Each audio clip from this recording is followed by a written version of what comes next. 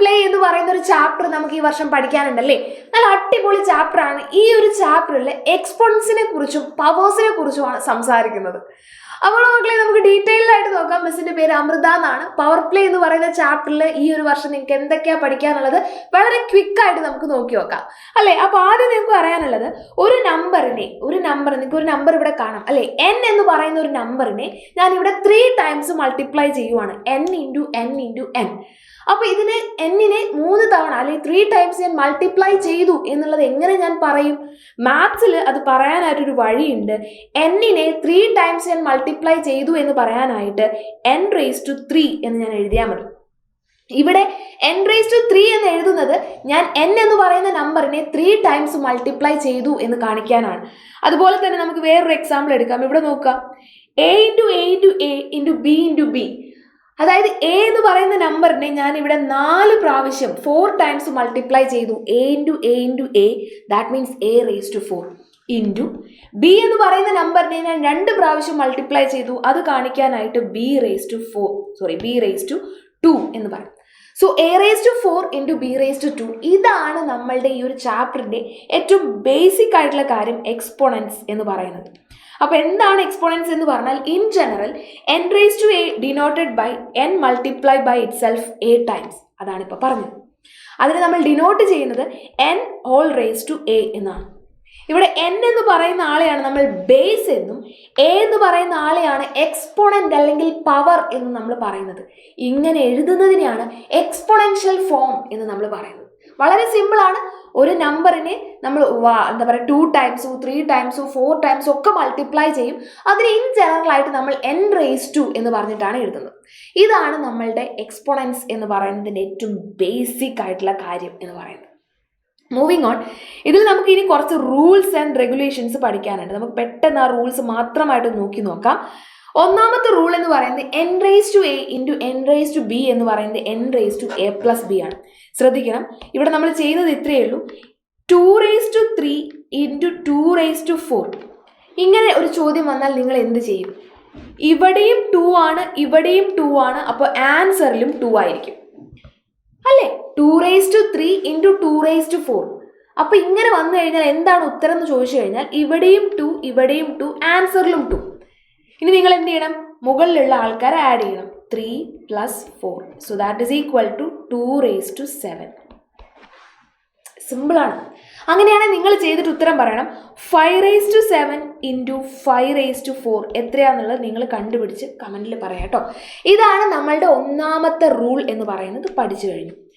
അപ്പോൾ ഇവിടെ ശ്രദ്ധിക്കേണ്ട കാര്യം, ഇവിടെയും 2 ആയിരിക്കണം, ഇവിടെയും 2 ആയിരിക്കണം, എങ്കിലേ ഇവിടെ 2 വരത്തുള്ളൂ. ഇവർ തമ്മിൽ മൾട്ടിപ്ലിക്കേഷൻ ആണെങ്കിൽ ഇവരെ നമുക്ക് എന്ത് ചെയ്യാം? ആഡ് ചെയ്യാം. That's it. ഇവിടെയും 5, ഇവിടെയും 5. അപ്പോൾ ആൻസറിൽ ആരായിരിക്കും?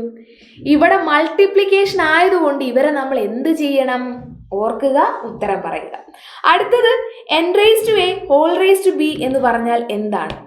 ഇവിടെ നോക്കുക, n⁻⁴ ഫോർ എക്സാമ്പിൾ 2⁻³ ⁻⁴ എന്ന് വന്നു എന്ന് വിചാരിക്കാം. 2ൻ്റെ മുകളിലൊരു 3 ഉണ്ട്, അതിൻ്റെ മുകളിലൊരു 4 ഉണ്ട്.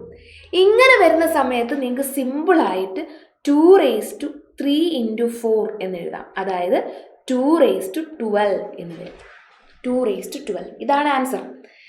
അതായത് ഓൾറെഡി തലയ്ക്ക് മുകളിൽ ഒരാളുണ്ട്, അതിൻ്റെ മുകളിൽ ഒരാൾ വന്നാൽ എന്ത് ചെയ്യും? ഓൾറെഡി ഒരാളുണ്ട്, അതിൻ്റെ മുകളിൽ ഒരാൾ, ബോസും ബോസിൻ്റെ ബോസും. അപ്പോൾ നമുക്ക് എന്തായി? 2 ബോസായി. അപ്പോൾ ഇവരെ തമ്മിൽ മൾട്ടിപ്ലൈ ചെയ്താൽ മതി. ഇനി ഇത് എവിടെ അപ്ലൈ ചെയ്യുന്നതെന്ന് വെച്ച് കഴിഞ്ഞാൽ, ഫോർ എക്സാമ്പിൾ നമ്മൾ വിചാരിക്കുകയാണ് 2⁻, അല്ലെങ്കിൽ വേണ്ട 3⁻15 എന്ന് വന്നു എന്ന് വിചാരിക്കുക. 3⁻15നെ 2 ഡിഫറെൻറ്റ് രീതിയിൽ എഴുതാൻ പറഞ്ഞാൽ നിങ്ങൾക്ക് എങ്ങനെ എഴുതാം? 3⁻15 എന്ന് പറഞ്ഞാൽ 3 × 5 ആണല്ലോ. അപ്പോൾ നമുക്ക് ഇങ്ങനെ എഴുതാം, 2 രീതിയിൽ എഴുതാം. 3⁻³ ⁻5 എന്ന് എഴുതാം, അല്ലെങ്കിൽ 3⁻5 ⁻3 എന്ന് എഴുതാം. 2 രീതിയിൽ എഴുതിയാലും ശരിയാണ്. 2 രീതിയിൽ എഴുതിയാലും ഇതെന്താണ്? ശരിയാണ്. ഇവിടെ നോക്കുക, 3⁻15നെ 3⁻3 × 5 എന്ന് എഴുതാം. അപ്പോൾ 3⁻3 ⁻5 എന്ന് എഴുതാം, അല്ലെങ്കിൽ 3⁻5 ⁻3 എന്ന് എഴുതാം. 2 ചെയ്താലും ഇതാണ് ആൻസർ വരിക. ഓക്കെ, അപ്പോൾ നമ്മൾ ഇതും പഠിച്ചു കഴിഞ്ഞു അല്ലേ.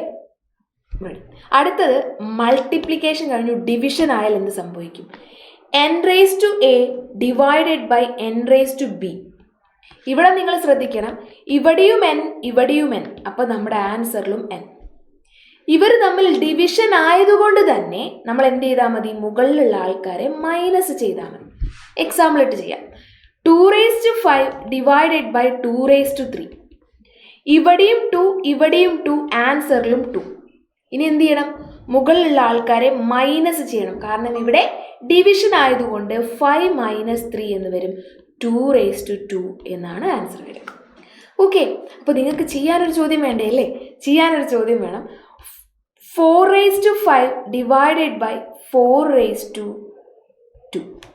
4⁵5 ഡിവൈഡഡ് ബൈ 4⁻2 ഇതെന്താണെന്നുള്ളത് കണ്ടുപിടിച്ച് എന്ത് ചെയ്യണം? ആൻസറിൽ പറയണം.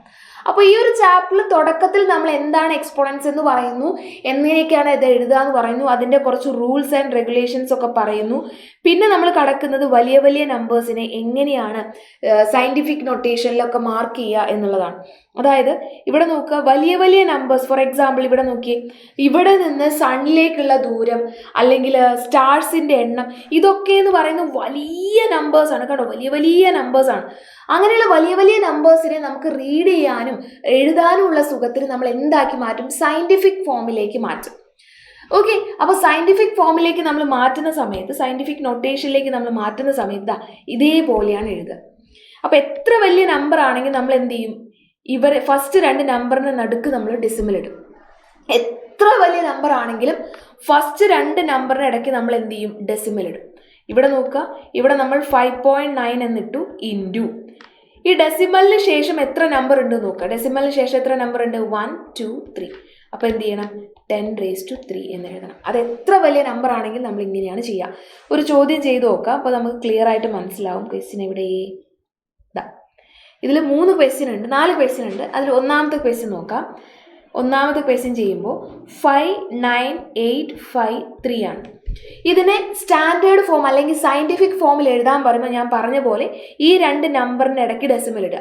നോക്കിക്കോളെ, 5.9853 എന്ന് വരും. 5.9 ഇൻറ്റു 10⁻². ഈ ഡെസിമൽ ഇട്ടതിന് ശേഷം എത്ര നമ്പർ ഉണ്ട് നോക്കുക. 1 2 3 4. 10⁻4. അപ്പോൾ ഇത് വായിക്കുമ്പോൾ എങ്ങനെയാണ്?